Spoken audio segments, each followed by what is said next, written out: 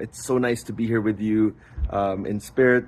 When Manrentoy mentioned that he was speaking to you all and asked if I wanted to maybe share some thoughts, I grabbed at the opportunity because I knew that my experience in all my extracurricular clubs and activities back when I was in Southridge were the most formative experiences of that period of my life. And that was a time when I found myself and where, the adult Martin unfolded through those key experiences. And so I want to first of all say thank you for all that you are doing for these students. You probably will not realize until much later on what a great impact you will have on their lives.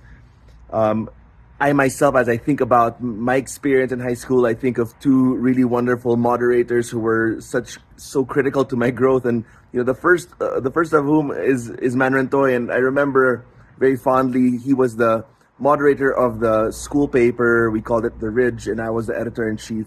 And I was not the best editor-in-chief. In fact, we missed deadlines constantly, and I remember a very formative moment where Manrentoy pulls me out of class, and right outside the classroom door, basically gives it to me and says, "You've been so remiss. You've been so irresponsible about this." And I remember that distinctly, and over the years after that, really learned to build up a greater sense of conscientiousness. The other one that comes to mind is Mr. Ruch Rehensha, who is so near and dear to my heart, and he was my tutor. I think you call them mentors now, and was an important adult in my life during that time. He taught me a lot of the professional skills that I bring to my work today. So I had three thoughts for you to consider as you reflect on how you will enter this new school year as a moderator for some of these clubs. The first one is find ways to expose these students to issues, problems that they can get really passionate about, possibly even angry about. And I think that if you can tap into that deeper sense of desire to want to fix something or to dedicate their time and their lives to addressing a big issue that they care deeply about, you will unlock for them energy for many, many years and decades to come. For me, it was really thinking about the less fortunate folks who are who suffer from the inequalities of society. And what is it for your students? It reminds me very much of what the author of the Little Prince, Antoine de Saint-Exupéry said: "If you want to build a ship, don't drum up the men to gather wood, divide the work, and give orders. Instead, teach them to yearn for the vast, endless sea." So that's the first one. Help them find an issue that they can be really passionate about. The second one is have high expectations and then offer high support. If all you have is high expectations, no support, you become an anarchist, and it will result in high amounts of stress, negative stress and anxiety.